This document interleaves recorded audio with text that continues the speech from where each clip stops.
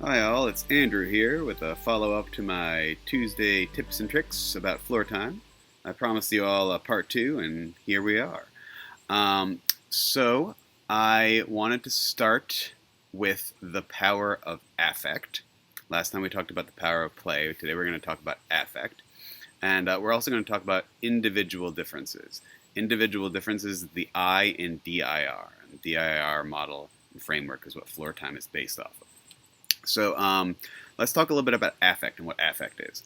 Affect is what we are communicating with our voice beyond the words we are using. And as any speech therapist will tell you, affect is a prescient quality of language. That means that it is a dominant quality in how we learn language. The tone, the way in which we use our voice is what helps us to convey things and what helps with the learning process with language. So affect is largely our tone of voice, but it's also the rhythm, the prosody, and also our gestures, the other pieces of communication that we use to convey things. It's really important in language, and I think we all understand this. It's the difference between saying, great job, or great job. Very different messages, right? So affect is a huge piece of how we communicate with people. And the important thing about affect when we use it, especially when we're working with kids with developmental differences, is it has to be genuine. We need to convey ourselves in a way that's truly emotional. And I think a lot of people get lost on this because some of the kids we're working with developmental differences or autism, the assumption is that they don't really process feelings the same way as the rest of us, and that's patently false. The emotion is a huge piece of learning for these kids, and if anything, we need to work to be even more genuine and even more authentic, because a lot of the kids we work with really do read those subtle differences in our body language. The difference between saying something kind with a relaxed shoulder, or saying something with our shoulders tension in our voice. It's something kids can read. So we need to give them genuine affect, and we need to work on giving them affect that supports their development and growth. And that leads us into the individual differences piece.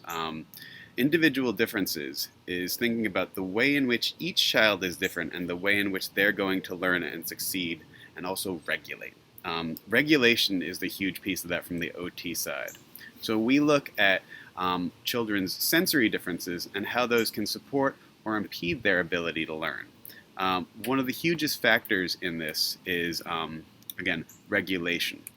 So for most children, and adults for that matter, we all have a sensory profile that affects how we best connect with the world. Some people are over-responsive to the demands of their environment, meaning that they are more easily overwhelmed by their environment. Some people are under-responsive, meaning that they need extra stimulus to stay alert throughout the day. And this really dictates a lot of how we form our support for children, right? For a child that is over-responsive to their environmental demands, we do not want to be coming in with big, giant, wild affect, right? Because if you have someone that's overwhelmed coming in and going, hey, how you doing? I'm really excited to see you. Let's have a lot of fun together. They're probably going to retreat on you a little bit. They're going to pull back. They're going to be a little more reticent, right? Those are our kids that might need a little more nurture, a little more prosody, a little more rhythm in our voice. There's also a sensory diet that's going to go along with that as well, and that's something that an occupational therapist can help support and figure out the right kind of sensory supports that help get these kids to that place where they're going to learn and connect. And conversely, if you have a child that is maybe under-alerted, right? We have some kids that are under-aroused, and there are kids that might look really tired. And again, with sensory profiles and diets, they can fluctuate too. We don't always have kids that are either under-alerted, over-alerted. It can depend on a lot of factors. But reading these things is a big part of what we're talking about. So anyway, if we have someone that's coming from a place of being under-alert, right, and they're too young for a cup of coffee, we need to figure out how best to support them. So the sensory supports that are going to help get them going, and the right kind of affect for that. So if this is a kid that's under-alert and we're coming in like, hey, now I'd like you to turn to page 2 in the storybook that you're reading, they're probably going to slip further away. This is the child we need to come in with like big affect and unpredictability, right? Boom! Let's jump right into this, Change up our rhythm, change up our prosody, come on with excitement and novelty. So again, there's a sensory component to these individual supports, and there's also a huge affective support piece.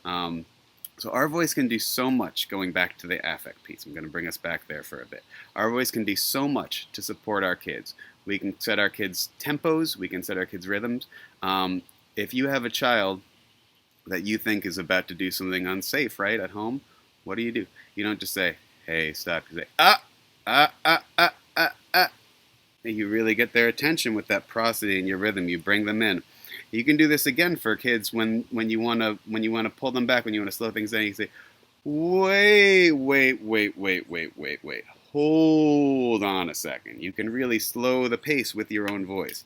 So affect is a really powerful tool for tapping into kids and working with their individual differences. So understanding that piece of the Floortime model is a huge difference maker in being able to support our kids.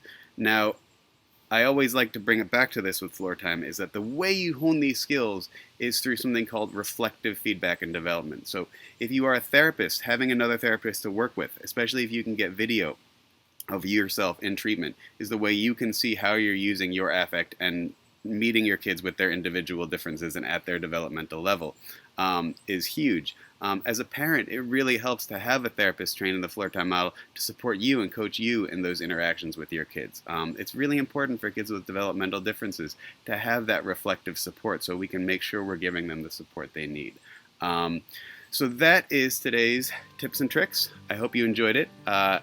Please reach out to us here at Emerge if you have any questions, and it's been a pleasure.